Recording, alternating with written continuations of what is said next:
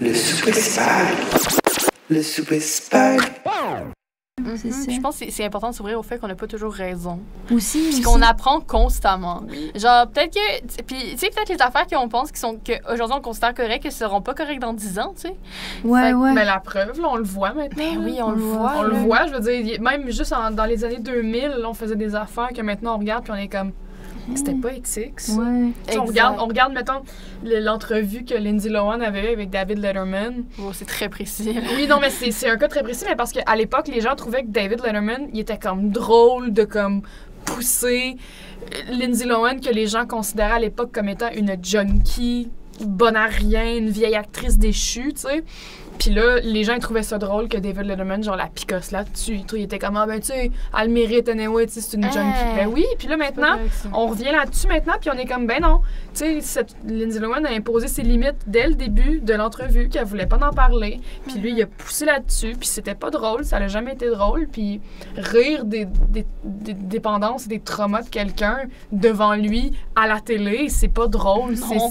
C'est pas ça être choquant, c'est pas ça être bold. Tu sais, on réalise maintenant que être excentrique, c'est ou peut-être pas être excentrique, mais qu'avoir un impact, c'est vraiment plus nuancé que de juste être choquant à la télé. Tu sais, être choquant, tu peux être choquante parce que tu apportes des sujets, mettons, que les gens veulent pas parler. Mais si t'es juste choquante parce que tu dis des obscénités constamment, ben, c'est pas être choquante, t'es juste problématique comme personne. Oui, je dis ça avec une langue très sale, mais comme, tu sais, je ne dis pas le mot en haine. Mais non, mais c'est ça. C'est ça. Ouais. Mais c'est vrai, mais c'est là. ça.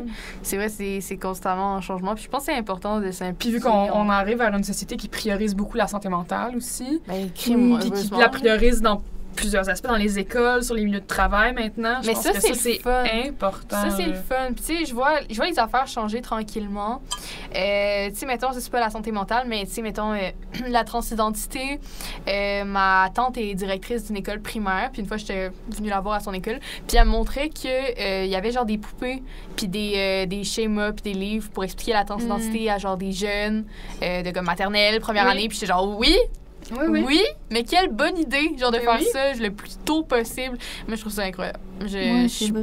On évolue, puis là, on se dit pourquoi il faut atteindre un certain âge pour dire, là, tu peux apprendre c'est quoi, tu sais. On vit dans un monde où, genre... Pourquoi on commence pas dès l'enfance? C'est ça, exact. Quand on absorbe le plus d'informations.